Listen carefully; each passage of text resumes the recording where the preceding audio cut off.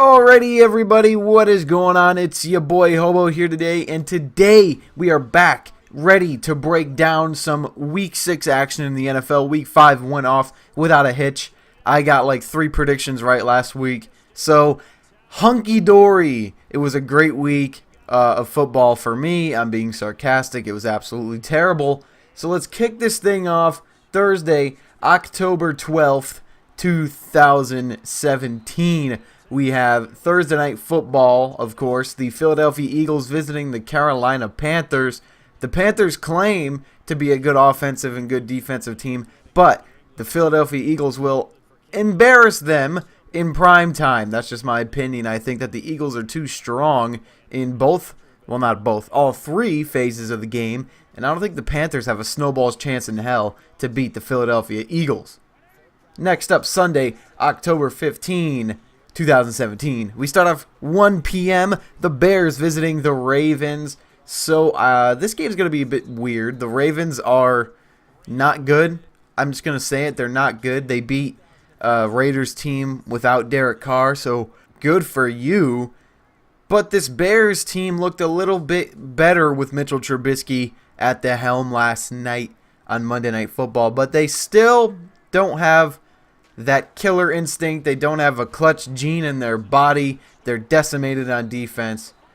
But Trubisky looked good enough. I think that he looked good enough to beat the Baltimore Ravens, and that's why I'm going to pick the Chi-Town Bears. Next up, we got the Browns and the Texans. I'm going with Deshaun Watson and the Houston Texans. No real explanation needed here. Deshaun Watson, there you go. That's all you need. Next up, Packers, Vikings. I'm going with the Green Bay Packers. I don't think the Vikings have a good claim here as to why they should win this game. Their offense is anemic. Their defense, it's a good unit, but it's not one of the best ones in the league, and it certainly is not good enough to stop Aaron Rodgers, who just torched the Dallas Cowboys in the second half of that football game last week. So I'm going with the Green Bay Packers.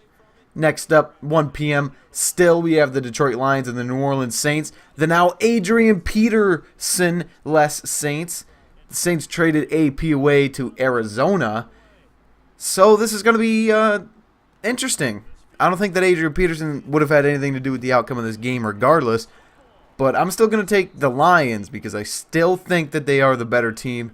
I still think that they are a good team. And I still think that they can make a run to the playoffs. And it would start here. A big win in the Superdome could propel them to playoffs. Next up, we have the Dolphins at the Atlanta Falcons. The Dolphins don't look like anything special. I'm just going to say it. Jay Cutler isn't an elite quarterback. Their defense it's got more holes than a bucket filled with holes. And that's just not winning football. The Falcons don't look like themselves, but they look a little bit better than the Dolphins here. So I'm going to pick the Falcons over the Miami Dolphins. Next up, we have the New England Patriots and the New York Jets. Ooh! This game a couple weeks ago, at the beginning of the season, you'd have been like, oh, Patriots walk all over the Jets, but maybe not. Maybe not. If the Jets can kick more field goals than the Buccaneers, then the Jets will win this game. But I think that, you know what, this is going to be my upset of the week. Yes, this is it.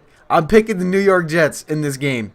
You know why? I just sniffled. I didn't mean to do that. But you know why? They're playing in MetLife. The Jets have played well in MetLife this year, I think. I don't know. I don't watch Jet games. They're boring, useless, and typically a waste of my time. But they did win that big overtime game against, I believe, the Jaguars in MetLife. And I feel like they'll be able to just slightly outbattle Tom Brady and the Patriots. And if that happens, then I would start waving some red flags in New England. But I'm going to pick the Jets here in this game. Next up, we have the San Francisco 49ers against the Washington Redskins. To me, this isn't a question. I think that the Redskins will just barely win, but I still don't think it's a question. So I'm going to pick the Redskins to beat the 49ers. Next up, 4:05 p.m. Eastern Time, the Tampa Bay Buccaneers versus the Arizona Cardinals. The now Adrian Peterson-full Arizona Cardinals. Now, do I think Adrian Peterson's going to play a factor in this game? No, I do not. I don't think that he's got enough time to learn this offense on a relatively short week. So I'm going to still pick the Buccaneers in this game. The Cardinals haven't looked like anything more than a peewee football team. through the first 5 weeks of the football year. So I'm gonna pick the Buccaneers in a rout down there in the desert. Next up, 405, we have the Los Angeles Rams and the Jacksonville Jaguars, two teams who have really overplayed themselves in the sense that nobody really saw either of these two teams coming, and they both look pretty good. Yes, I do have to eat my words about the Jaguars now, but Leonard Fournette is really what's carrying them there on offense. And the Rams just recently faced Ezekiel Elliott, who's one of the better young running backs in the league, and they bottled him up and won that game against Dallas.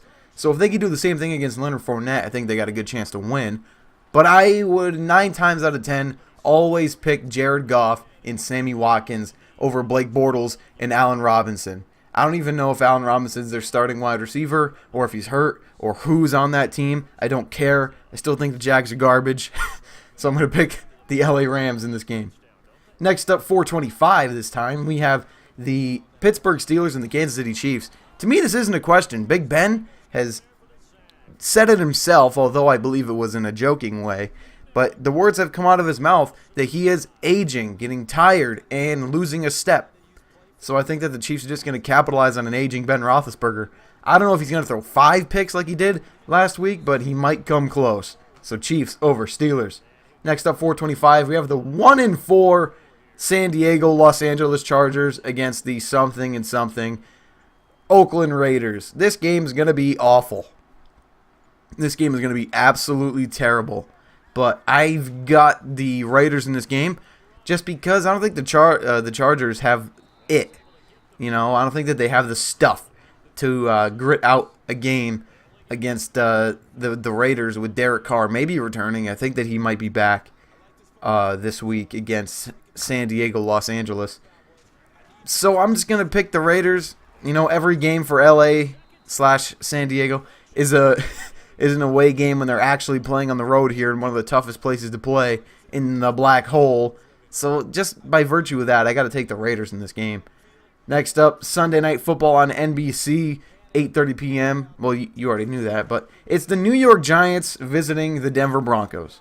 Now, I'm sure you guys have been waiting all week for me to come out here and talk to you guys about what happened to the Giants on Sunday. So let me just wrap this up relatively quickly. We're injured, we're banged up, and we're not playing well. That's recipe for bad football. And just by virtue of that, we have no Odell Beckham, no Brandon Marshall, no Dwayne Harris, all out for the year. And then on top of that, Sterling Shepard won't even play against Denver. Sterling Shepard's going to be out for the next couple of weeks. So we're going to be launching Tavares King, Travis Rudolph, and Roger Lewis as our starting wide receivers. And they're not good enough. Let's just face it. The no-fly zone for Denver, too good. Even against our starting wide receivers, I might not have even chosen the Giants in this game because of how good that Denver D is.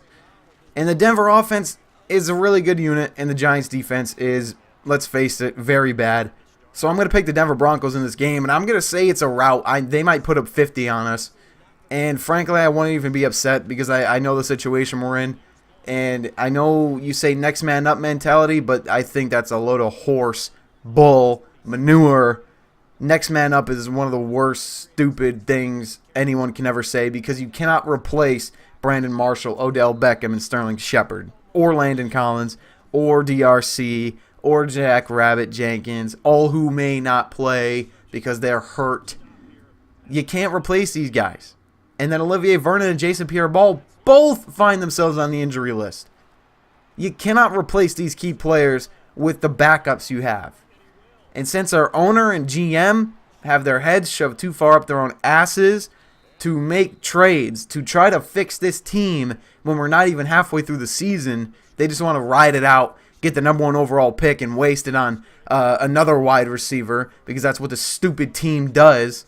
They have their head shoved too far up their own ass, so they're not going to realize that we're in a really bad spot. They're probably dyslexic and think that we're 5-0. Guarantee you. I swear to God, that's probably how this team thinks.